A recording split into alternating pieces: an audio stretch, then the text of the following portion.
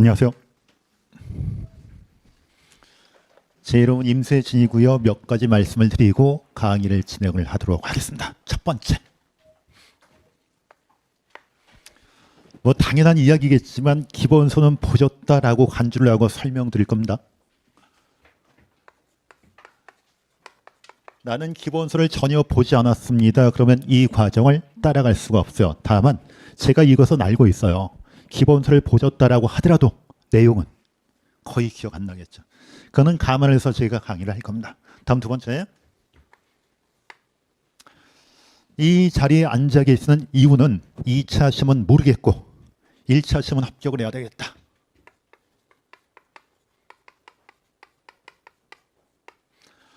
자, 다른 과목들은 논외로 할 거고요. 회계학 문제가 50문제고요. 문제 구성이 어떻게 되는가 그것은 아실 거고요. 이 회계학 50문제 중에서 10문제가 원가 관리 회계 문제입니다.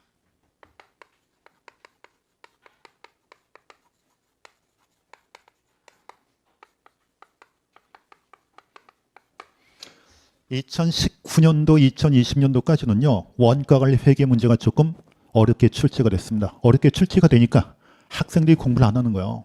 10문제밖에 안 되는데 굳이 공부할 필요가 뭐가 있을까? 공부를 하나 공부를 안 하나 별반 차이가 없다. 그래서 공부를 안 했습니다. 그런데 본인만 안 하면 좋은데 본인만 안 하면 불안할 거 아니에요. 다른 사람들이 이제 공부를 하고 다른 사람들은 조금 시험을 잘 볼까 봐. 그래서 주위에 또 소문을 내기 시작을 했습니다. 공부해봤자 별반 소용이 없다. 이것이 어디에까지 들어갔냐면 출제 당국에까지 들어갔습니다. 그래서 출제 당국에서 출제 교수님들한테 신신당부를 했죠. 학생들이 공부를 안 합니다. 원가 관리 회계를.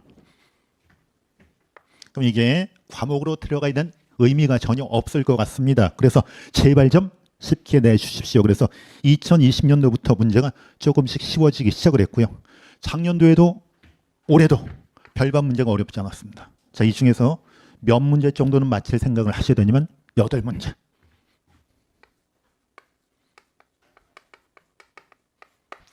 저는요 10문제를 다 맞히고 싶습니다. 그런데 그거는 이제 변별력 문제 때문에 모든 문제를 다 쉽게 구성할 수가 없어요. 한두 문제 정도는 어렵게 문제를 낼 수밖에 없습니다. 그거는요 안 푸는 것이 훨씬 더 낫습니다. 그런데 이럴 수 있죠. 교수님이 너무나 착해서 그냥 10문제 다 쉽게 냈다. 그럼 그 10문제를 다 맞추면 되고요. 목표 점수는 8문제.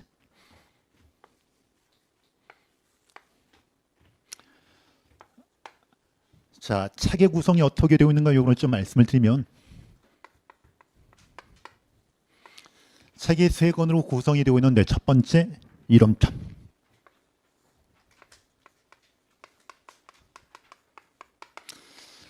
이론편에다가 제 나름대로 1차 시험과 관련 있다고 생각이 드는 부분은 다 집어넣어 놨습니다.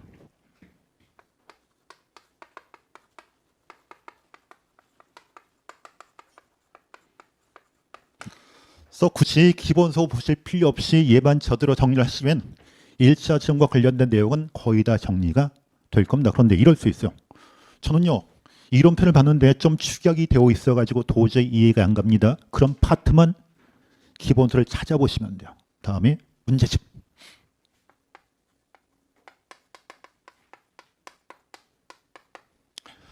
문제집에 이제 문제가 쭉 실려 있는데 혹시 문제수가 몇 개인지 세어보신 분 계신가요? 여러분 안 세어보셨죠? 그래서 제가 대신 세어봤습니다. 문제수가 총 몇 개냐면 386문제. 그런데 이럴 수 있어요. 저는요 시간이 부족해서 이거 다 못 풀 것 같습니다. 이따가 문제집을 어떻게 활용할 것인가 하고 잠깐 설명을 드릴 건데요. 이거 다 못 풀겠습니다. 그러면 뭐라도 풀자? 필수 문제라도.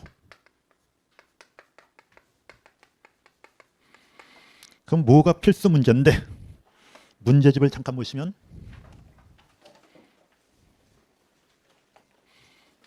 1페이지 앞에 필수 문제 리스트가 있어요. 그거라도 풀어보시는 거예요. 그 문제수가 몇 개인데요? 217개입니다.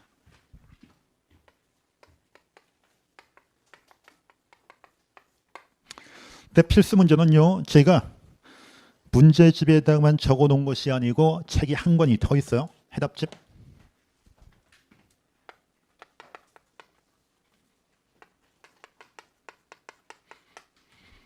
해답집에도 제가 적어 놨습니다. 1페이지 앞에 보시면 필수 문제 리스트가 또 있어요. 이걸 가지고 파악을 해도 좋고요. 다음에 1페이지를 보시면 문제 번호가 있고요. 다음에 해답 번호가 있죠. 문제 번호 옆에 제가 별표를 해놓은 것이 보일 거예요. 그것이 필수 문제입니다. 그래서 저는요, 필수 문제가 어떤 문제인지 모르겠습니다. 그 말씀하시면 안 돼요. 곳곳에다가 제가 다 적어놨습니다. 자, 이제 여러분이 문제를 풀다 보면 문제가 다 풀리겠어요? 안 풀리죠? 그러면 해답집을 당연히 참조하셔야 하는데 참조를 어떻게 하시는 거냐면 제일 먼저 풀이부터 그냥 보시는 것이 아니고요. 1페이지를 보시면 제가 거의 모든 문제에다가 풀이팁을 적어놨습니다. 그래서 풀이팁을 먼저 보시는 거예요. 풀이팁을 보니까 내가 문제를 풀 수 있겠다. 그러면 문제를 푸시는 거고요. 풀이팁을 봤는데도 불구하고 도저히 문제를 못 풀겠다. 그러면 아래쪽에 풀이 있죠. 풀이를 보시는 거고요. 다음에 풀이를요. 일단 눈으로 확인을 하실 거 아니에요. 눈으로 확인하신 다음에 절대로 그냥 끝내시면 안 돼요. 책을 덮고 나서 그 문제를 반드시 다시 풀어보셔야 돼요. 해답집을 덮고 나서. 자, 강의 진행은요.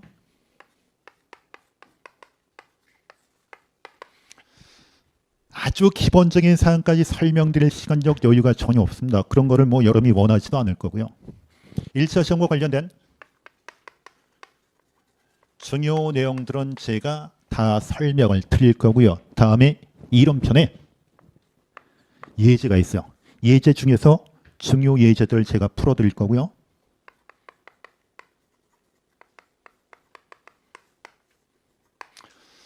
다음에 문제집을 풀어드리는데요. 무엇을 위주로 해서 풀어드릴 거냐면 필수 문제를 위주로 해서 그런데 필수 문제하고 제가 풀어지는 것이 정확하게 일치하지는 않을 겁니다.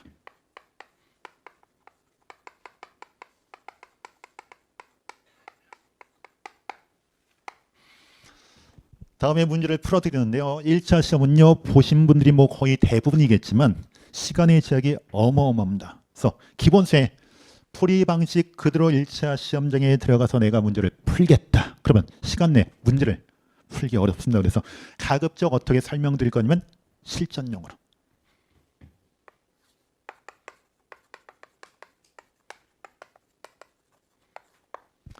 네, 실전용 풀이가 어느 정도 이해가 되기 위해서는요.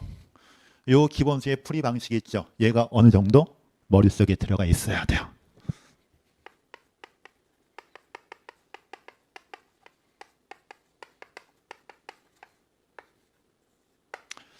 요거를 토대해서 실전용 풀이 방식으로 저희가 문제를 풀어드릴 거고요.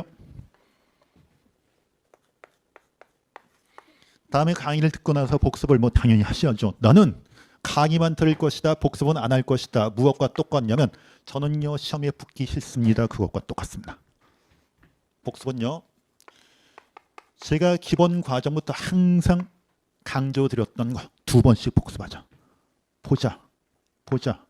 보자. 그리고 원위치 하자. 다시 보자. 다시 보자. 다시 보자. 그런데 저는요. 시간이 부족해가지고 도저히 이 모든 문제를 다시 풀어볼 수 없을 것 같습니다. 그러면 틀린 거라도 반드시 다시 한번 좀 보셔야 돼요. 그래서 하루의 복습은 힘들어도 2번씩 하자.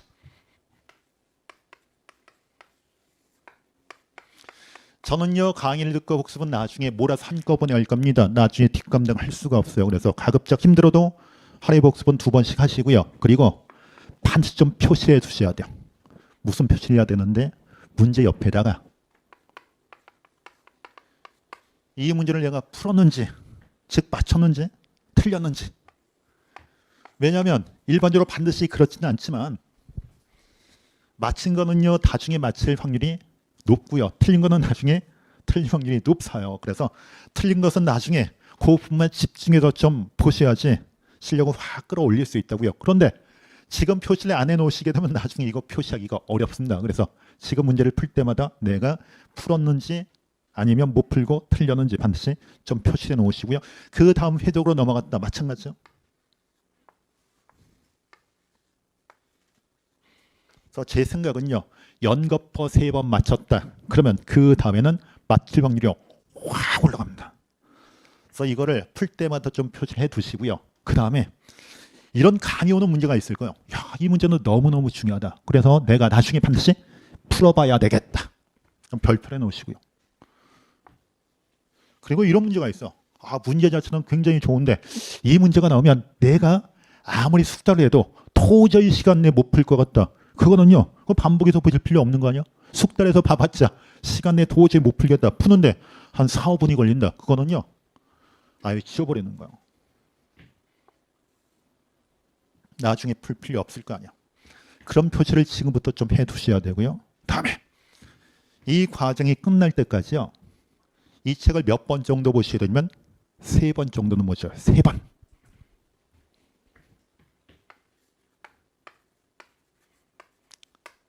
그래야지 나중에 이 과정이 끝나고 여러분이 이 책을 혼자 보실 거 아니에요. 그때 책을 보기가 수월해집니다.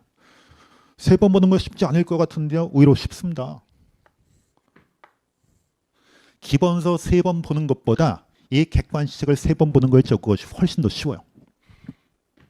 하루에 복습 몇 번 한다? 2번. 그러면 한 번만 더 보면 되는 거예요? 한 번은 언제 더 보는데 우리가 시험을요 볼 거거든요. 모의고사. 모의고사 준비를 하시게 되면 한 번 더 보는 거냐? 그렇게 하면 3번을 보시게 될 겁니다. 거창하게 나는 3번 볼 것이다. 거창하게 생각하실 필요 전혀 없어요. 하루에 복습 2번 하고요. 다음에 시험 준비 한 번 하자. 그러면 그것이 끝이요. 다음에 7번째요. 이제 공부를 하다 보면 이 생각이 들 때가 있어. 내가 어느 정도 궤도에 올라갔다. 내 실력이 궤도에 올라갔다. 내 실력을 유지하면 시험에 붙을 수 있을 것 같다. 그러면 실력을 유지하셔야 돼요. 이 과정이 끝난 다음에 이게요. 이 실력을 유지하는 데 들어가는 힘은 그렇게 많이 필요치 않습니다. 이 생각을 하실 수가 있어. 공부를 하다 보면 내가 이 과목은 자신 있다. 그래서 이 과목은 내가 뒤로 밀어놓을 것이다. 뒤에 봐도 충분히 이 과목은 내가 자신 있다. 그러면 이렇게 돼요. 이렇게 올라가다가 궤도 올랐다가 이렇게 실력이 떨어집니다. 어느 순간이 되면 이거 알아요. 본인이 내가 그 과목에 대한 실력이 떨어지고 있구나. 그걸 느낀다고요. 그럼 어떻게 해요? 풀어나니까 실력을 끌어올려야 될 거 아니에요. 그런데 하강 국면에서 이렇게 실력을 끌어올리는 거 있죠. 이때는 굉장히 많은 힘이 필요합니다. 어마어마한 힘이 필요. 이 실력을 유지하는 것은 별로 많은 힘이 필요치 않은데 실력이 떨어지는 가운데 이거를 끌어올리는 것은요. 의외로 굉장히 많은 힘이 필요합니다. 그래서 어떻게 하자? 실력이 떨어지지 않게끔 유지하자. 그러면 실력이 떨어지지 않게끔 유지를 하는 것은 내가 알겠는데 그 방법이 뭔데? 1장이 있고요. 2장이 있고요. 15장까지 있어. 처음에 실력을 늘릴 때는요. 이렇게 하셔야 돼요. 1장 보고 2장 보고 3장 보고 4장 보고 15장 쭉 보고 이렇게 보는 거 이거를 새로 풀기다 라고 표현합니다. 본기에도 올라간 것 같다. 그러면 이렇게 문제를 푸는 거야.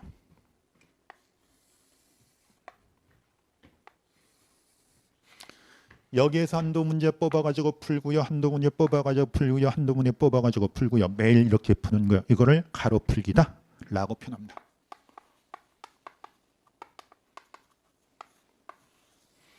그래서 본기에도 올라갔다라는 생각이 들면 이제 그때부터는 가로 풀기를 좀 하시는 거고요. 그러면 이 생각 드시죠. 내 실력이 본기에도 올라갔는지 안 올라갔는지 어떻게 판단을 하는데요. 그건 쉽습니다. 객관식 문제 중에서 한 문제를 딱 뽑아가지고 제가 여러분들한테 딱 던져줬을 때 바로바로 풀 수 있으면 실력이 본궤도에 올라가는 겁니다. 마구 헤매면서 문제를 푼다 그러면 본궤도 올라가지 않은 거예요. 바로바로 풀 수 있다. 그 경지까지 올라갈 수 있거든요. 그 경지까지 올라갔다. 그러면 그때부터는 가로 풀기를 하셔야 되고요. 그러면서 반드시 실력을 유지를 하셔야 되고요. 이거 반드시 하셔야 돼요. 다음에 8번째.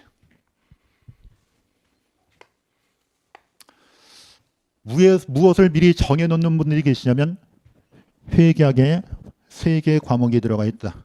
재무회계, 다음 정부회계, 다음에 원가 관리 회계. 내가 어느 과목의 문제를 먼저 풀 것인가 풀이 순서를요 미리 정하고 시험장에 들어가시는 분들이 오히려 굉장히 많습니다. 그런데 그거 미리 정하시고 시험장에 들어가시면 큰일 나요.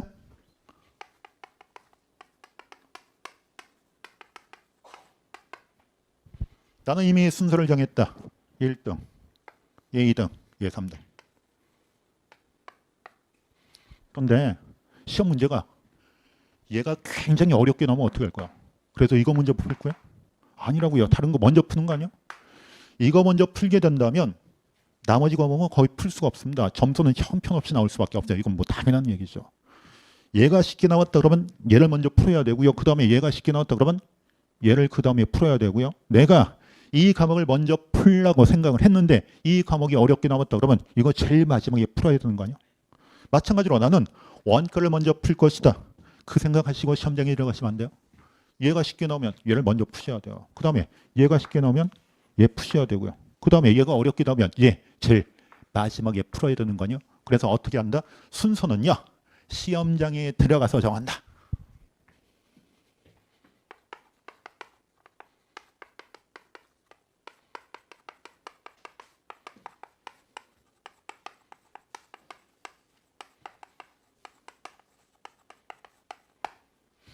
(1번부터) 차근차근 푸시면 큰일 납니다. 자, 풀이 순서를 어떻게 정해야 되는데요. 이제 시험지를 나눠 주고요. 페이지가 누락된 것이 있는지 문제가 누락된 것이 있는지 시간을 준다고. 그때요. 페이지 누락된 거 찾는 것이 아니고요. 문제 누락된 거 찾는 거 아니요. 절대로 누락된 거 있을 수가 없습니다. 제가요. 강의를 지금까지 하면서 선생님 제가 시험을 보려고 하는데 페이지가 누락됐습니다. 문제가 누락됐습니다. 그 얘기를 지금까지 제가 들어본 적이 없어요. 그러니까 누락은 되지 않았다고 보고요. 그때 무엇을 하시는 거냐면 얘가 쉽게 나왔나 얘가 쉽게 나왔나 얘가 쉽게 나왔나 판단하시는 거예요. 그래서 얘가 쉽게 나왔으면 나는 얘를 제일 먼저 풀 것이다. 그 다음에 얘가 쉽게 나왔다. 얘 풀 것이다. 얘가 가장 어렵게 나왔다. 얘를 가장 나중에 풀 것이다. 그거 정해야 되고요. 그 다음에 풀이 순서를 그렇게 가지고 가자 말씀이었지. 얘를 다 풀고 얘로 넘어가고 얘 다 풀고 얘로 넘어가자 그렇게는 말씀이지 않았습니다. 원가관리 회계 문제가 전번으로 쉽게 나왔다라고 하더라도 한두 문제 정도는 어렵게 나올 가능성이 굉장히 높아요. 그거는 안 풀고 그냥 넘어가는 거예요. 정부에게 5문제인데 풀다 보니까 한 문제 어렵게 나왔다. 4문제 풀고 한 문제는 그냥 넘기는 거예요. 그리고 얘 풀고요. 나중에 어렵게 나온 문제들은 못 풀 거 아니에요. 그건 뭐 찍으실 수밖에 없죠.